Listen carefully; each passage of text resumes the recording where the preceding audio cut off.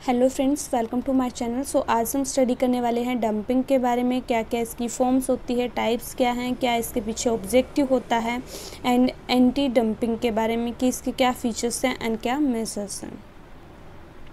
सो सबसे पहले हम बात करते हैं the meaning of dumping. Dumping का मतलब क्या होता है। सो डंपिंग क्या है? It is a special type of price discrimination. अगर आपने मेरी लास्ट वीडियो देखी हो तो मैंने उसमें प्राइस डिस्क्रिमिनेशन क्या होता है, क्या डिग्री होती है, क्या टाइप होती है, ये हमने सब कुछ डिस्कस किया था। जो हमारे डंपिंग है ये भी हमारे प्राइस डिस्क्रिमिनेशन की तरह ही होता है।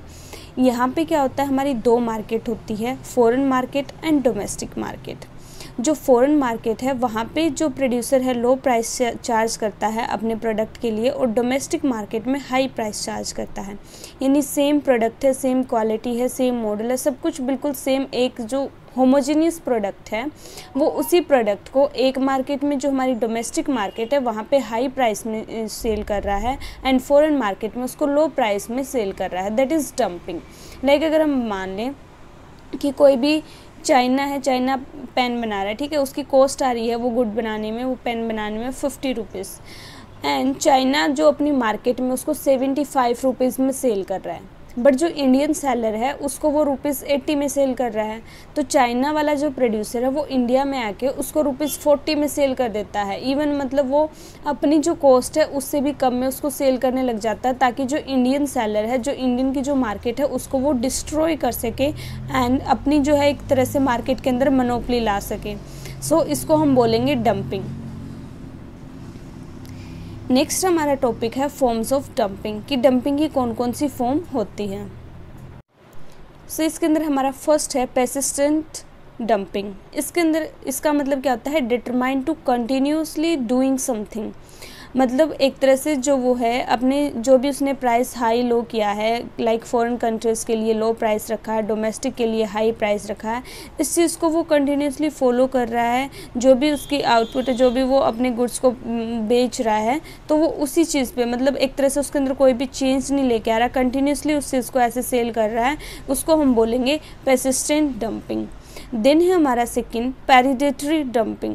पैरिडेटरी डंपिंग में क्या होता है, तब कोई पर्सन किसी और का यूज़ करता है खुद के कुछ एडवांटेज के लिए, लाइक ओन फाइनेंशियल एडवांटेज के लिए। अगर जो है प्रोड्यूसर वो वीकर पीपल का यूज़ करेगा तो हम उसको क्या बोलेंगे, पैरिडेटरी डंपिंग। यहाँ पे क्या करता है प्रोड्यूसर कि जो भी प्रोडक्ट है वो पहले क्या करेगा, फॉरेन में जाके उसको कम प्राइस पे सेल करेगा, ठीक है, बट जैसे ही वो जो मार्केट ऑलरेडी थी वहाँ पे उसको डिस्ट्रॉय कर लेता है एंड खुद की मोनोपोली ले आता है मार्केट के अंदर, उसके बाद वो प्राइस हाई चार्ज करना स्टार्ट कर देता है। एक तरह से उसने यहाँ पे क्या किया कि जो ऑलरेडी कंपटीटर थे मार्केट के अंदर उनको, उनकी जो मार्केट है उसको ख़त्म किया एंड देन खुद जो है एक तरह से मोनोपोली क्रिएट करी एंड देन जो है प्राइस हाई चार्ज करना स्टार्ट कर दिया। तो इसको हम बोलेंगे पैरिडेटरी डंपिंग।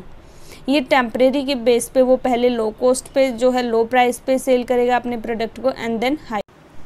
सो नेक्स्ट है हमारा स्प्रेडिक डंपिंग। इसके अंदर क्या होता है, इसको हम इंटरमिटेंट डंपिंग भी बोलते हैं, कि जो प्रोड्यूसर है उसकी जो डोमेस्टिक मार्केट है उसके अंदर जो है डिमांड कम है उसके प्रोडक्ट की, बट उसने ज़्यादा प्रोड्यूस कर लिया है, सप्लाई ज़्यादा होगी एक तरह से एंड जो डिमांड थी वो कम होगी डोमेस्टिक मार्केट में। तो फिर उस केस में प्रोड्यूसर क्या करता है, जितना भी उसकी प्रोडक्शन ज़्यादा होगी है, ठीक है, उसको वो फ़ॉरेन में कम प्राइस पे सेल कर देता है और डोमेस्टिक में अपना प्राइस हाई ही रखता है। मतलब उसकी इवन उसकी जो है सप्लाई ज़्यादा हो गई है और मार्केट में डिमांड कम है, फिर भी जो वो है डोमेस्टिक मार्केट के अंदर अपने प्राइस को कम नहीं करता, बल्कि फ़ॉरेन में जाके उसको कम प्राइस में बेच देता है। उसको हम बोलेंगे sporadic dumping. This is not done और हैपनिंग रेगुलरली, मतलब रेगुलर बेस पे नहीं होता, बस तब उसकी जो प्रोडक्शन ज़्यादा हो जाती है एंड प्रोडक्ट की डिमांड कम होती है होम कंट्री में, देन इस केस में जो है इस टाइप की डंपिंग है जो प्रोड्यूसर यूज़ करता है। अब ऑब्जेक्टिव क्या होता है डंपिंग करने का। फर्स्ट है, अगर कोई भी कंपनी अपने बिज़नेस को एक्सपेंड करना चाहती है, इंटरनेशनल लेवल पे लेके जाना चाहती है, फॉरेन मार्केट में एक तरह से अपना प्लेस बनाना चाहती है, तो वो जो है डंपिंग का यूज़ कर सकती है, ताकि जो भी उसके कंपटीटर्स के प्राइस है प्रोडक्ट के, उनके कंपैरिजन में वो लो प्राइस पे जो है अपने प्रोडक्ट को फॉरेन मार्केट में दे। इससे क्या होगा, उसके जो प्रोडक्ट की डिमांड जो है इंक्रीज़ हो जाएगी, वो अपनी सेल्स को इंक्रीज़ कर सकता है एंड फॉरेन मार्केट में अपना जो है मार्केट शेयर को इंक्रीज़ कर सकता है और वहाँ पर वो सेटल हो सकता है। नेक्स्ट हमारा टू सेल सरप्लस कमोडिटी, यानी जिसे हमने अभी जो लास्ट में बात की थी कि अगर ज़्यादा हमने प्रोड्यूस कर लिया बट हमारी जो है डिमांड कम है मार्केट के अंदर, उस केस में क्या करेगा जो प्रोड्यूसर है वो अपने प्रोडक्ट को सेल कर देगा फॉरेन में, ताकि जो लो प्राइस पे फॉरेन मार्केट के अंदर, और जो डोमेस्टिक मार्केट है वहाँ पे जो वो अपने प्राइस को कम नहीं करेगा। नेक्स्ट है हमारा, और फिर वो यहाँ पे एक चीज़ और थी कि वो अपने प्रोडक्ट को, उसको कोई बेचने वाला मिल ही नहीं रहा था, तो उसने क्या किया, वो फॉरेन में जाके बेच दिया। इससे क्या होगा कि अपने रिसोर्सेज को वो यूज़ कर रहा है ताकि वो वेस्ट ना हो, but it happens occasionally. Next है हमारा एक्सपेंशन ऑफ इंडस्ट्री, कि अपनी इंडस्ट्री की एक्सपेंशन करना चाहते हैं, अपने बिजनेस को एक्सपेंड करना चाहते हैं, दैट्स वाई वो है डंपिंग कर रहे हैं।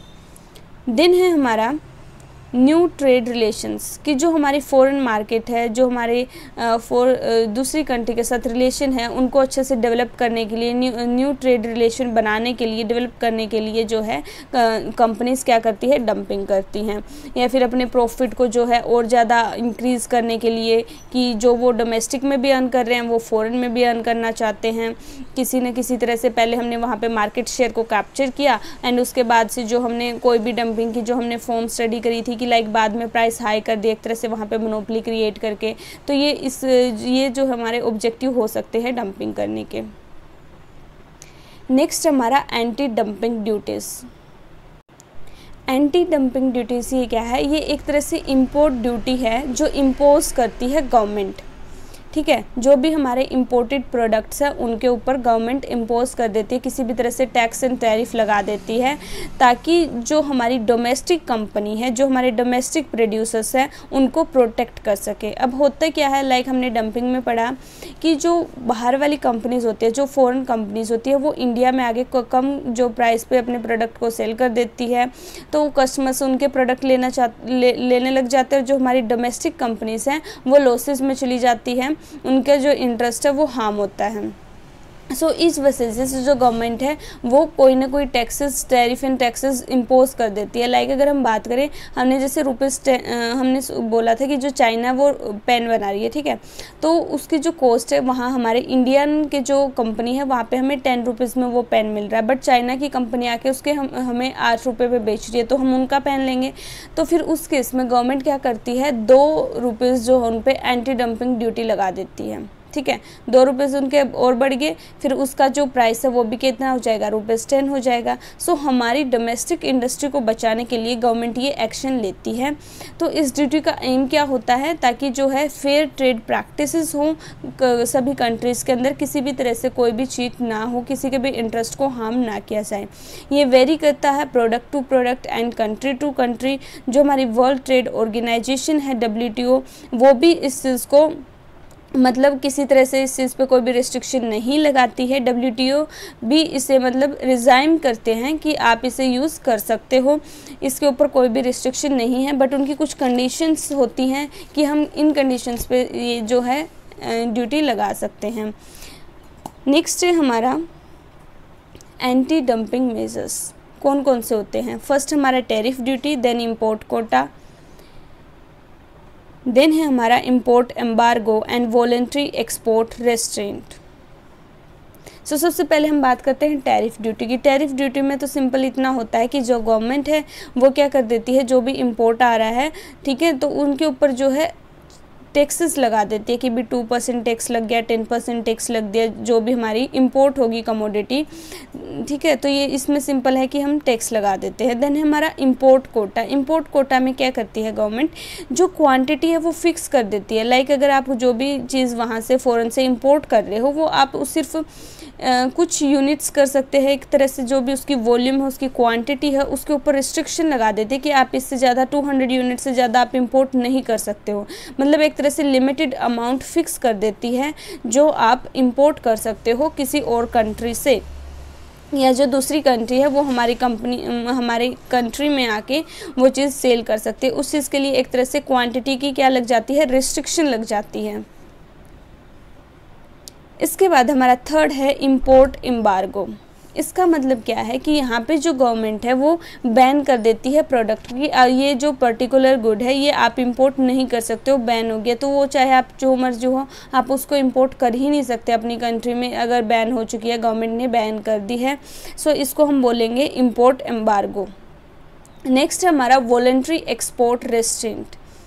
इसके अंदर क्या है, जो भी कंट्रीज है आपस में एग्रीमेंट कर लेती हैं, आपस में एक तरह से आप बोलो कोऑपरेट कर लेती है कि भाई जो ये प्रोडक्ट है हम ना तो तुम भी एक्सपोर्ट मत करो, हम भी नहीं करेंगे। एक तरह से इंपोर्ट और एक्सपोर्ट पे रिस्ट्रिक्शन लग जाती हैं, खुद ही वो लगा लेती है, खुद ही वॉलंटरी, इसका नाम भी देखो क्या है, वॉलंटरी एक्सपोर्ट रेस्ट्रिक्ट। यानी दो कंट्रीज़ है जो आपस में एक एग्रीमेंट में एंटर करती हैं कि ना तो आप हमारी कंट्री से एक्सपोर्ट करोगे, ना हम आपकी कंट्री से एक्सपोर्ट करेंगे ये पर्टिकुलर प्रोडक्ट।